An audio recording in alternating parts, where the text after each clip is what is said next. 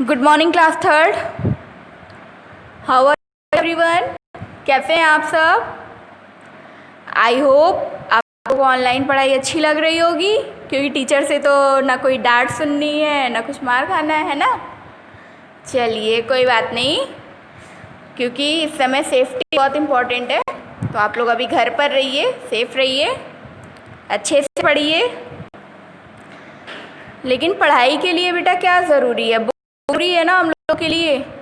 तो बुक्स आप लोग ले लीजिए जिन भी तक नहीं ली है, कि आप लोग घर पर ही रह करके अपनी पढ़ाई कर सके यूट्यूब से, जैसा कि हम पढ़ा रहे हैं। ठीक है, तो आप लोग जल्दी जल्दी से अपनी अपनी बुक्स ले लीजिए।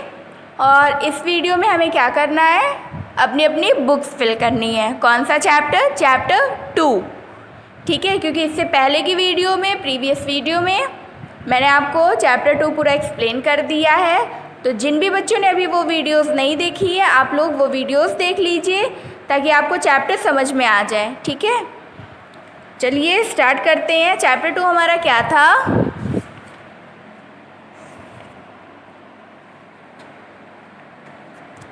पार्ट्स ऑफ अ प्लांट, यानी एक पौधे के भाग।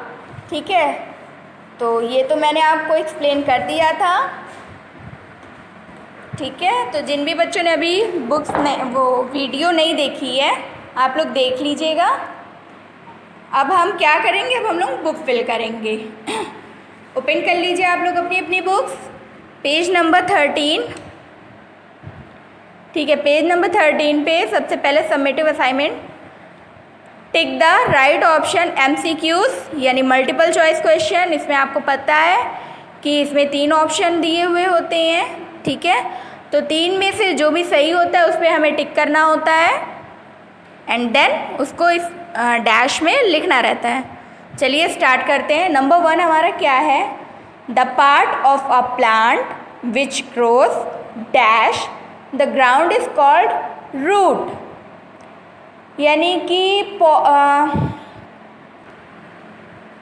कि जो जड़ जो होता है, ठीक है, जिसको हम लोग जड़ कहते हैं, रूट्स कहते हैं, वो ज़मीन के किस ओर बढ़ता है? यानी कि ज़मीन के नीचे, ऑप्शन ए बिलो, ज़मीन के, ऑप्शन बी अबव, ज़मीन के ऊपर, या ऑप्शन सी बिटवीन, यानी ज़मीन के बराबर। तो the part of a plant which grows, यहाँ पर ऑप्शन ए हमारा सही है, बिलो। यहाँ पर आप लोग टिक कर लीजिए और इसको यहाँ पर लिख लीजिए, the ground is called root, यानी कि ज़मीन के नीचे की ओर बढ़ने वाले।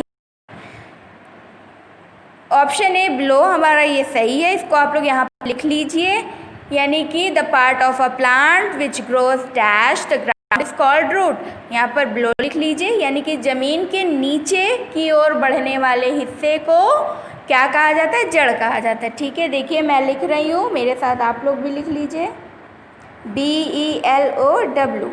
ठीक है, फिर है हमारा number 2, chlorophyll is the most important part of the dash, यानी कि जो क्लोरोफिल होता है वो किसका सबसे महत्वपूर्ण हिस्सा होता है? बर्ड्स का, ऑप्शन ए बर्ड्स यानी पक्षी का, ऑप्शन बी ह्यूमन्स यानी इंसानों का, या ऑप्शन सी प्लांट्स यानी पौधों का। तो क्लोरोफिल किस में पाया जाता है? पौधों में पाया जाता है ना। तो यानी कि पाया तो उसकी पत्तियों में जाता है, बट यहाँ पर ये पूछा है कि chlorophyll is the most important part of the, यानी क्लोरोफिल किसका महत्वपूर्ण हिस्सा होता है? तो वो प्लांट्स का होता है। तो ऑप्शन सी हमारा सही है, प्लांट्स। ऑप्शन सी में आप लोग टिक कर लीजिए और प्लांट्स को डैश में लिख लीजिए। ठीक है, देखिए मैं लिख रही हूँ, मेरे साथ आप लोग भी लिख लो, प्लांट्स, PLANTS। ठीक है, फिर है हमारा number 3, leaves take in carbon dioxide and release dash into the air to sustain life, यानी कि पत्तियां जो होती हैं वो कार्बन डाइऑक्साइड को ले लेती हैं और हवा में शुद्धता बनाए रखने के लिए क्या छोड़ती हैं?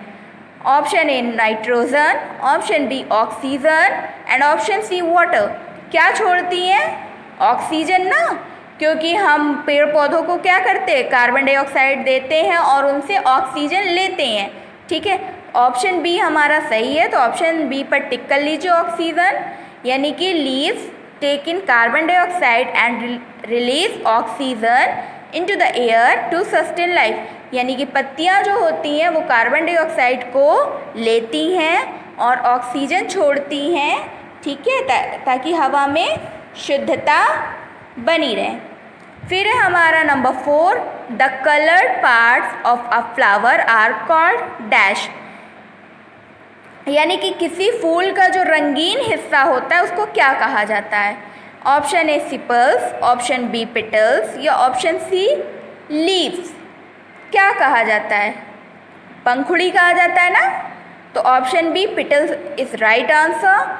तो ऑप्शन बी पर आप लोग टिक कर लीजिए और पेटल्स यहाँ पर लिख लीजिए, PETALS, पेटल्स, यानी कि the coloured part of a flower are called petals, यानी किसी फूल के रंगीन हिस्से को क्या कहा जाता है? पंखुड़ी कहा जाता है, ठीक है।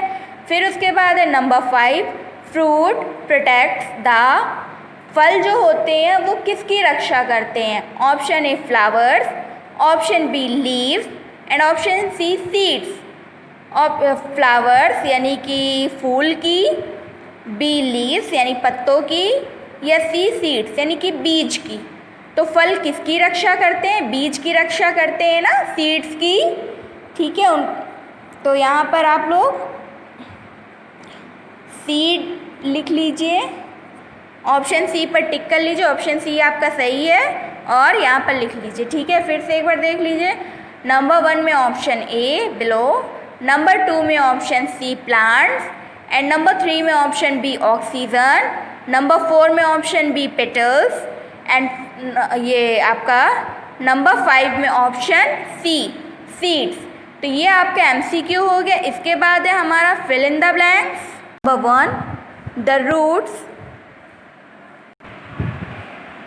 Keep the plants dash in the ground firmly, यानी कि जो जड़ होती है, ठीक है, तो ज़मीन में वो पौधों को कैसे खड़ा रखती हैं, मजबूती से क्या करती हैं? तो यहाँ पर होगा स्टैंडिंग, STANDING, ठीक है, यानी कि the roots keep the plants standing in the ground firmly, जड़ें जो होती हैं वो ज़मीन में पौधों को मजबूती से खड़ा रखती हैं, ठीक है।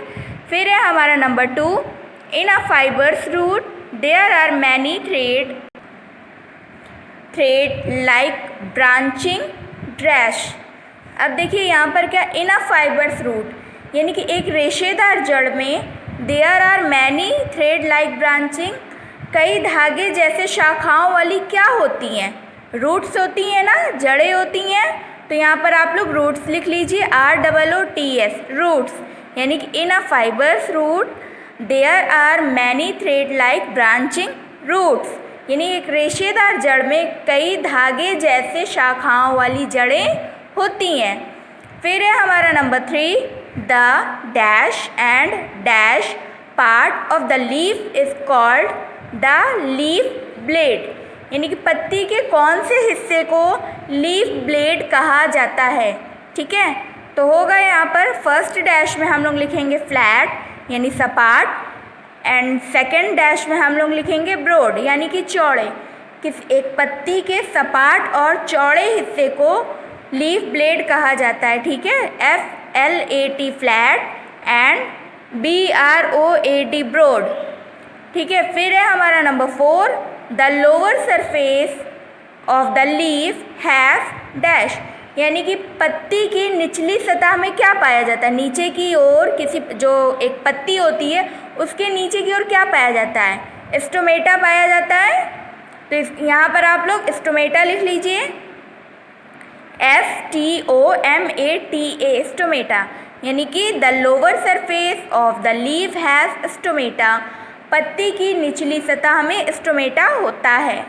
फिर है हमारा number 5, the plants store extra food in the roots stem and dash, यानी कि जो पौधे होते हैं वो एक्स्ट्रा फूड को किस में स्टोर करते हैं? तो वो रूट्स में भी करते हैं, स्टेम्स में भी करते हैं और किस में करते हैं? लीव्स में करते हैं, यानी पत्तियों में। ठीक है। तो the plants store extra food in the roots, stems and leaves. LEAVES, leaves, leaves means पत्तियाँ, ठीक है। तो यानी कि एक जो पौधा होता है वो अतिरिक्त भोजन किसमें संग्रहित करता है, ये जड़ में, तने में और पत्तियों में। तो ये आपका हो गया फिल इन द ब्लैंक्स। ये फर्स्ट में हम लोग लिखेंगे स्टैंडिंग, एंड सेकंड में हम लोग लिखेंगे रूट्स, थर्ड में हम लोग लिखेंगे फ्लैट एंड ब्रॉड, फोर्थ में हम लोग लिखेंगे स्टोमेटा, एंड फिफ्थ में हम लोग लिखेंगे लीव्स। तो ये आपका fill in the blanks complete हो गया। अब इसके बाद है हमारा tick the correct and cross the wrong statements, यानी कि सही और गलत का निशान लगाना है, ठीक है। तो इसमें आपको क्या करना है, आपको पता है स्टेटमेंट्स लिखे हुए होते हैं, जो सही स्टेटमेंट्स है उसके आगे सही का निशान, और जो गलत स्टेटमेंट्स है उसके आगे गलत का निशान। चलिए सबसे पहले ये हम लोग देखते हैं। Number 1, the part of a plant which grows above the ground is called stem, यानी कि एक पौधे का वो वाला हिस्सा जो ज़मीन के ऊपर बढ़ता है उसे हम लोग स्टेम यानी तना कहते हैं। तना जो होता है वो तना जो होता है क्या वो ज़मीन के ऊपर बढ़ता है? बिल्कुल ज़मीन के ऊपर ही बढ़ता है। ये स्टेटमेंट आपका बिल्कुल सही है, तो यहाँ पर सही का निशान लगा लीजिए। फिर उसके बाद है हमारा नेक्स्ट पेज, पेज नंबर 14।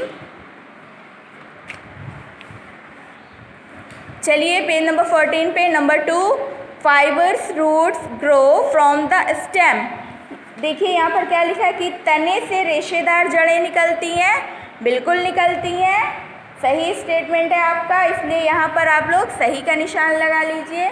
फिर उसके बाद है हमारा number 3, stomata help in exchanges of gases in animals, यानी स्टोमेटा जो होता है, रंध्र जो होता है, वो गैसों के आदान प्रदान का कार्य करता है।